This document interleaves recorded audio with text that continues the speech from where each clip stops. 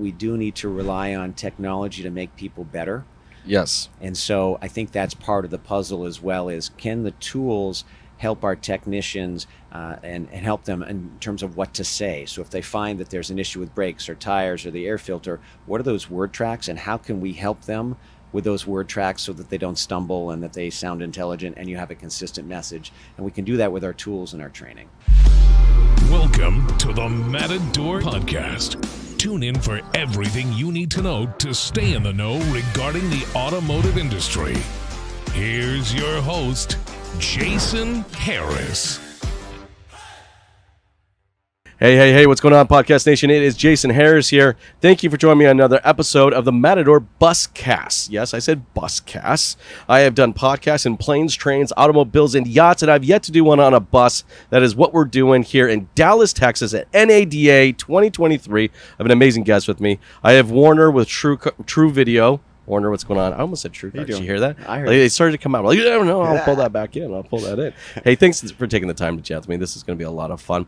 Hey, I love kicking off these podcasts with a little origin story. A, because I'm always fascinated. Because I don't think anybody wakes up one day going, I want to be in the automotive industry because that sounds like fun. So Warner, let me kind of get it from you. How did you start in this crazy little world we call the automotive industry?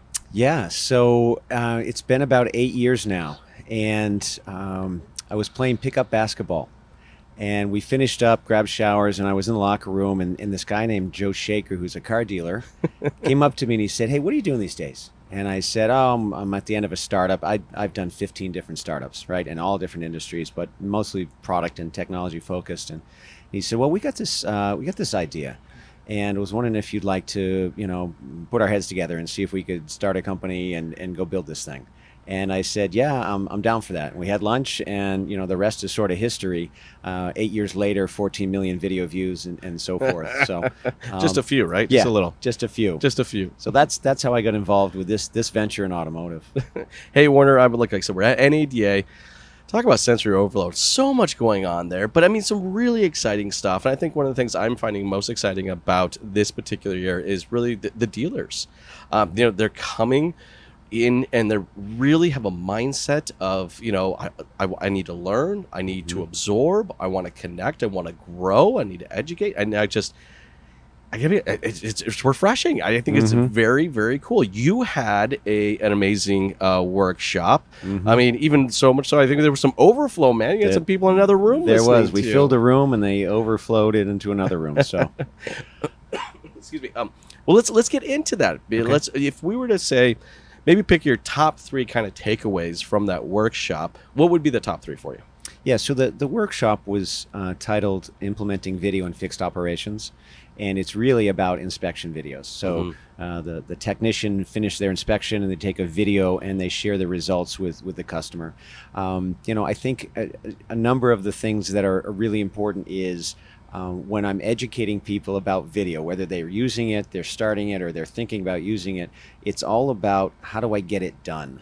And, one of the things that we recommend is when you're introducing it to your team, you want to do a buy-in call, you want to do a shop meeting, you want to show them what a good inspection video looks like, and then you want to explain to them why you're actually doing it.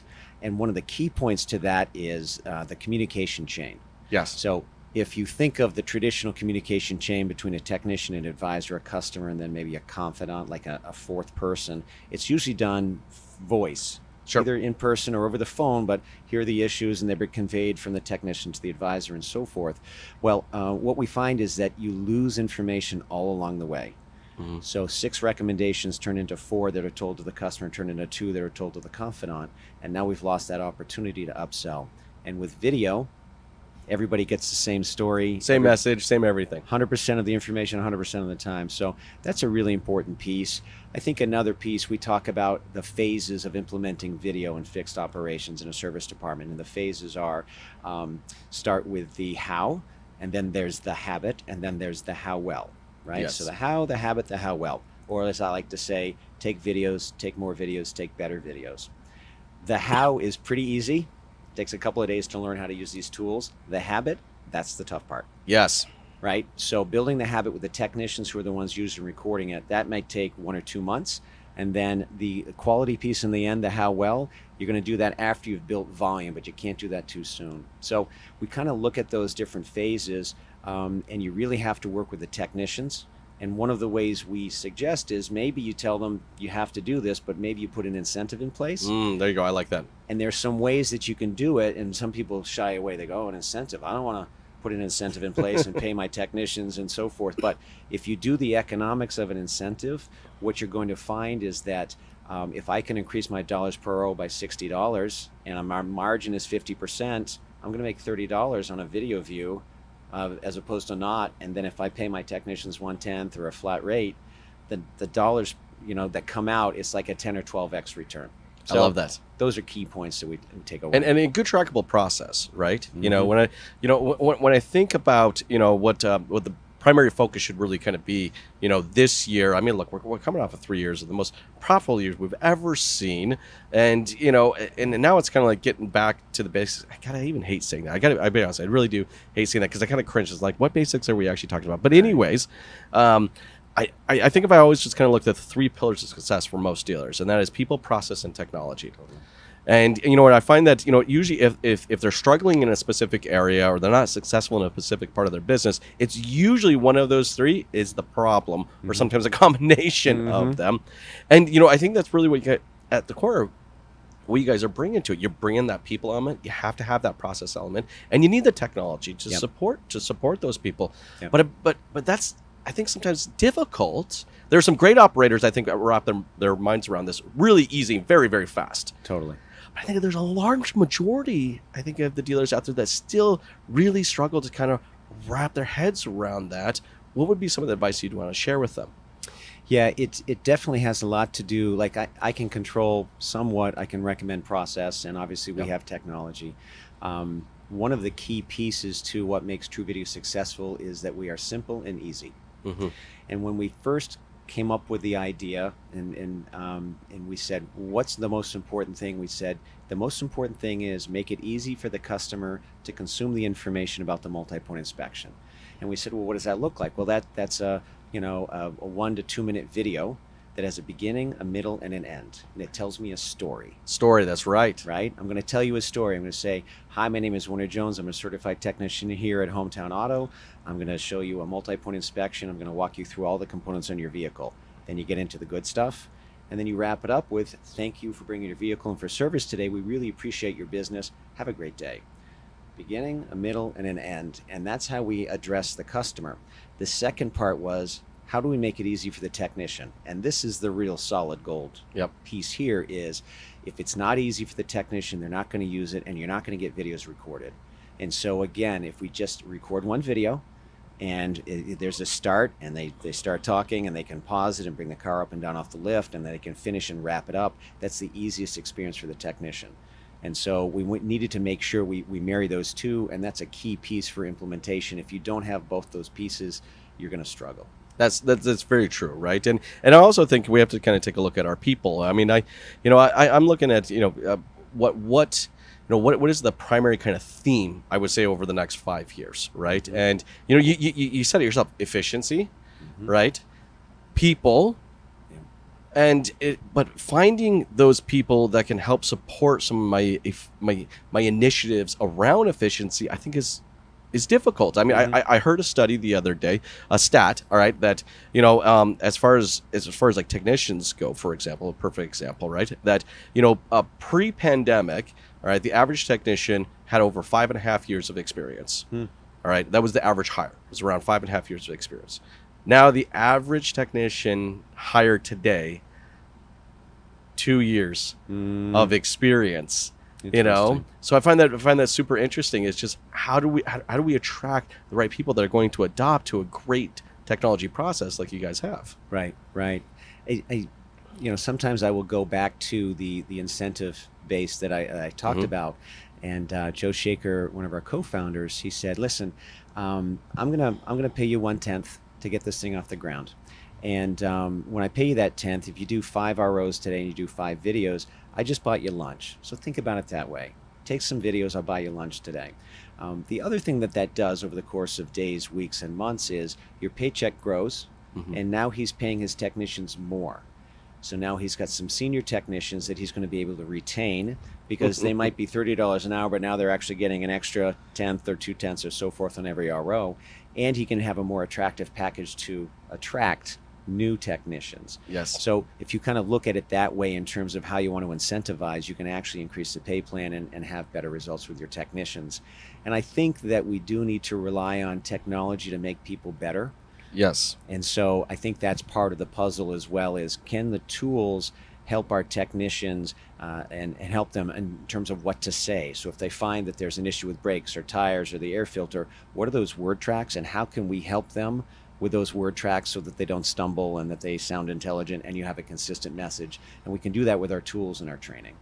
I'm with you. And I think one of the keys, I think, to, for any type of good video adoption, in a dealership is getting comfortable with being uncomfortable. Totally. A lot of people seem to think, because I've put out so many videos for so many years, that I was super comfortable in front of a camera the second I started. That is not the case at all. I remember when I first when I decided to start doing video, I took one of our offices, I painted the whole thing green, I bought all these lights, I bought all this equipment. I'm gonna be in this green screen room, and I'm gonna make this amazing content every single day.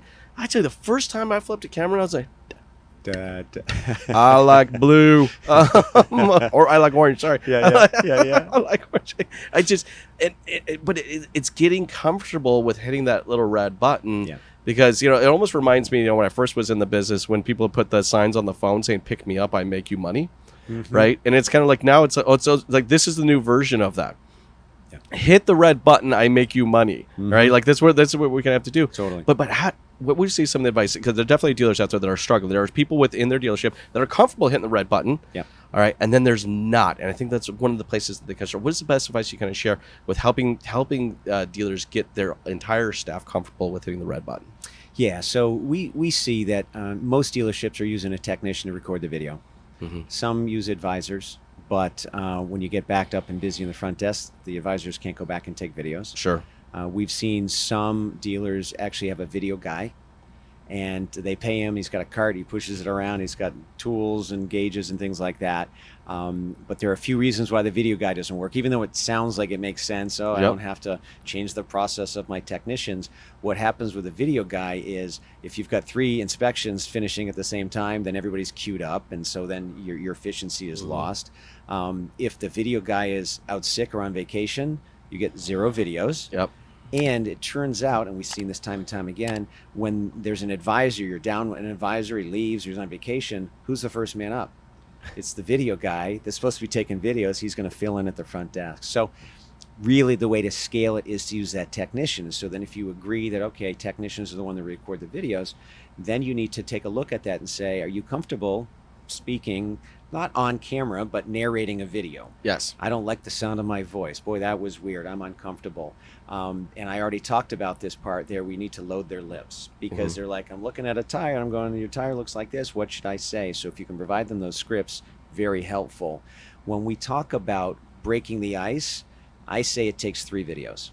Yep. So when we do training, we say, all right, you're going to do a sample video today, 30 seconds long, and we're just going to learn how to use the tool. The second one, I want you to speak, and I want to send that to a friend or a spouse or somebody. And that third one is going to be pretty real, and that goes to your service manager, and we're going to pretend it's really an RO and it's an inspection.